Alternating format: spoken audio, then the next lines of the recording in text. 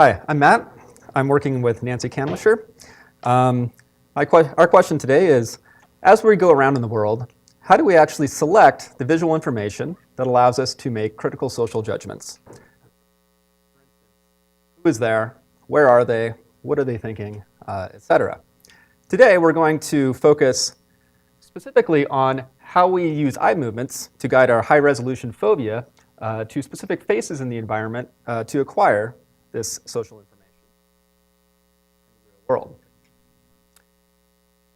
Our general strategy is going to follow this methodology. First off, we want to be able to characterize the actual natural visual input. In this case, that's going to be where are the faces across the visual field and what form do they take.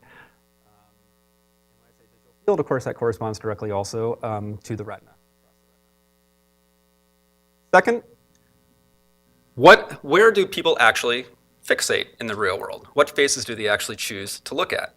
And combining these two, what are the actual image features that can actually predict which faces we look at? And third, how do the properties of these images actually correspond to the properties of the representations and computations that we use to make these judgments? All right, first off, what is the natural visual input? So how are we going to get this?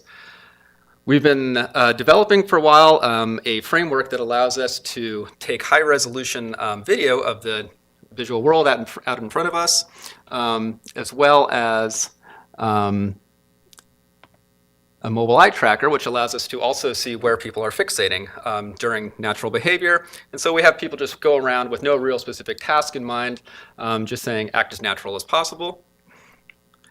So we have this nice data set of video and fixation position. Now, given that, now we want to know what are the actual properties of those images. Specifically, what are the retinal properties of this image, of these images? So to do that, we've turned to crowdsourcing. So using Mechanical Turk, we upload specific individual frames from these videos, and we have humans actually judge for us specific properties of these images. For instance, where are the faces within this video? So we have people rate that and give us that. Given that, and since we know from the eye tracking, we know where people are currently fixating, we can actually get the retinal image properties in terms of like where on the retina or in the visual field these faces appear. And then we get a variety of other image properties. For instance, the size of the faces, the pose angle of the face, the gaze direction, various other ones like, for instance, the age, gender expression, et cetera, et cetera. We can do this for all the different faces that appear in the image. And then each face can be then characterized by a feature vector. All right, now the question is, all right, which faces were actually fixated? Well, this is easy enough. Now, we actually, as we know, we have the actual fixation position, and we can determine, all right, given the next fixation, which of these faces will be fixated? As we can see here, for instance, the one on the left, the guy on the left is the one who is fixated. Everybody else is not fixated.